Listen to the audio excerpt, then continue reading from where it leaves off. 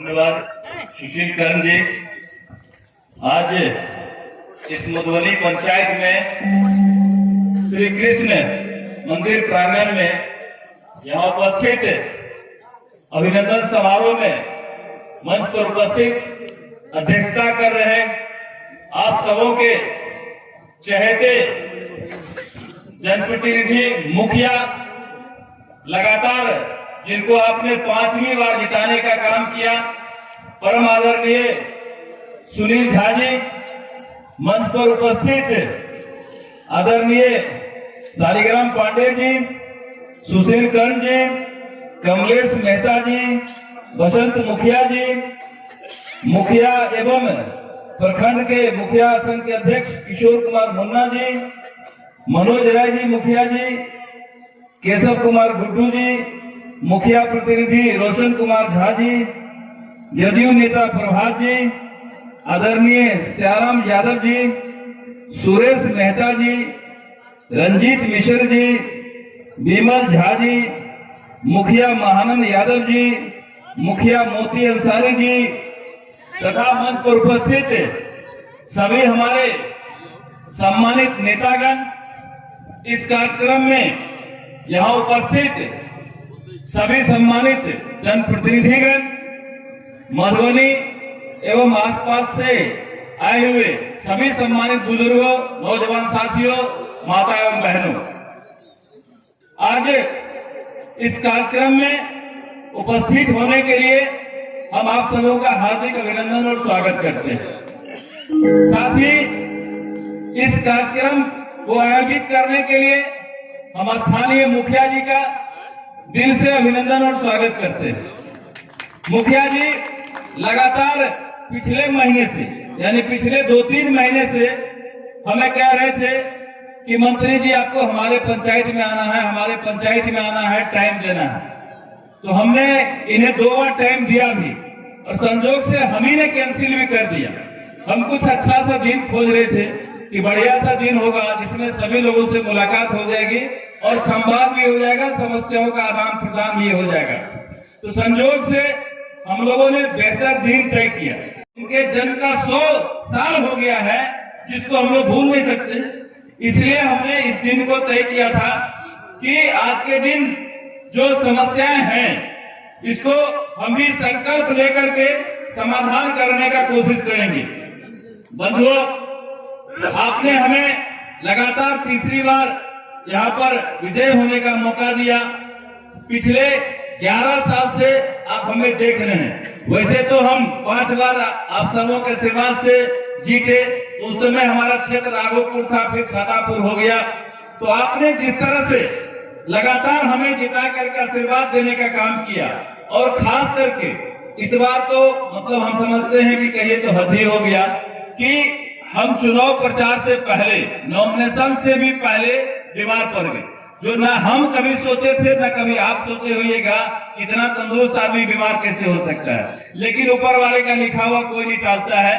हो गया जो होना था, और दुर्भाग्य ये रहा कि हम नॉमिनेशन तक नहीं आ पाए, और आप सबों ने एक मिसाल कायम किया कि हमारे नॉमिनेशन में उतना भीड़ जमा करके और बिना हमारे उपस्थिति का आपने लगातार जिस तरह से हमें जिताने का काम किया, हम जितना भी आपका अभिनंदन करें, स्वागत करें, हम समझते वो कम होगा।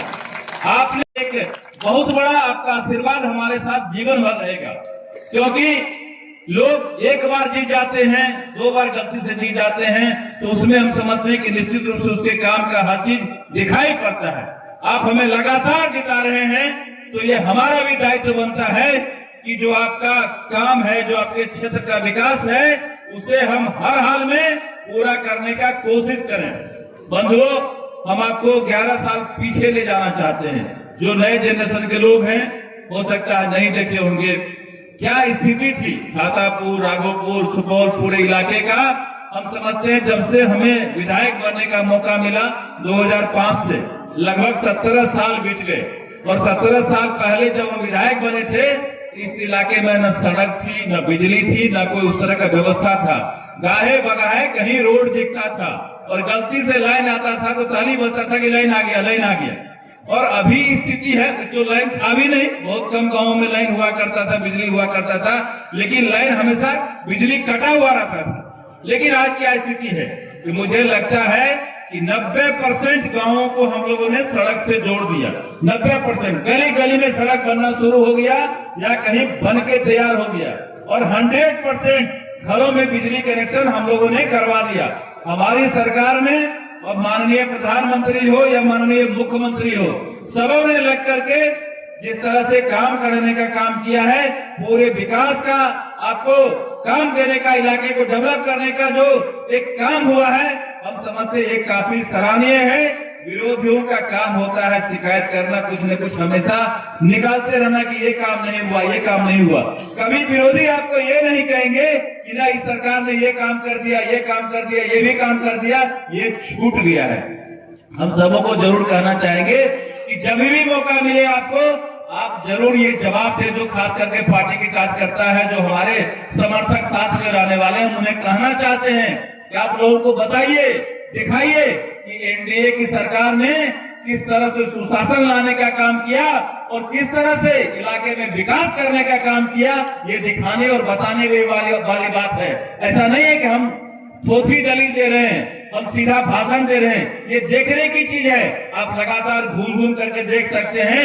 ये जहाँ 4 लेन की सड़क बनी हुई है, ये किनका देन है?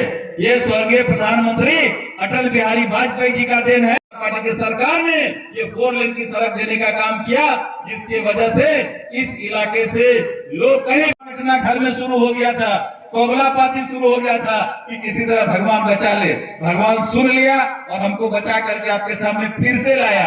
इस बार भी वही हाल हुआ था, बीमार हो गए, लोगों को लगा खत्म हो गया। डॉक्टर भी कहा कि नहीं बचने वाला है, खत्म हो जाएगा। लेकिन आपका आशीर्वाद और प्यार हमें बार बार घुरा के लाता है और बार बार हमें पदस्थापित भी करते हैं, और विधायक बनाते बनाते आपने हमें मंत्री तक पहुंचा दिया है। ये हमारी भी जवाबदेही है कि जिस उम्मीद से आपने हमें लगातार जिताने का काम किया, लगातार विधायक बनाने का काम किया, और सरकार ने आपके बातों को सुन करके हमें मंत्री पद का जवाबदेही किया, तो निश्चित रूप से जितना विधायक से काम नहीं होता है, उससे ज्यादा मंत्री से काम होता है। वो फर्क आपको जरूर पता चलेगा कि विधायक से आपने जो मंत्री बनाया तो क्या क्या फायदा आपके इलाके को मिला, ये जरूर आपको देखने को मिलेगा। सही कहा कई हमारे पूर्व के वक्ता ने कि इस इलाके के, इसी जिले के और मंत्री हैं। सैयद शाहनवाज हुसैन जी भी मंत्री हैं। हम लोग लगातार उनके टच में रहते हैं और लगातार हमको कहते हैं कि सुपौल आपका भी घर है, आपका हमारा क्षेत्र है, लेकिन घर आपका है।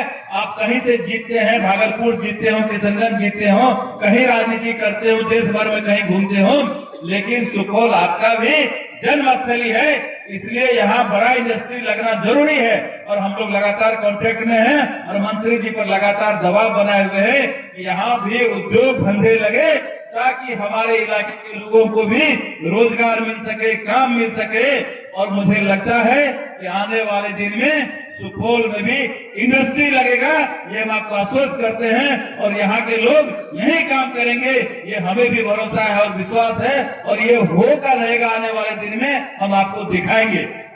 साथियों, और जो समस्याएं हैं कोसी नदी का, कई पूर्व के वक्ता बता रहे थे, कभी कभी क्या होता है, कुछ चीजें दुर्भाग्य से होती है, कुछ ऐसा जगह होता है जो दुर्भाग्यपूर्ण हो जाता है। तो थोड़े से मामले में हम लोग भी थोड़ा सा दुर्भाग्य ये हमारे छातापुर विधानसभा का है कि कोसी नदी से निकलने वाली कई नदी पूरे हमारे छातापुर विधानसभा को बीचों बीच चीरते हुए निकलती है।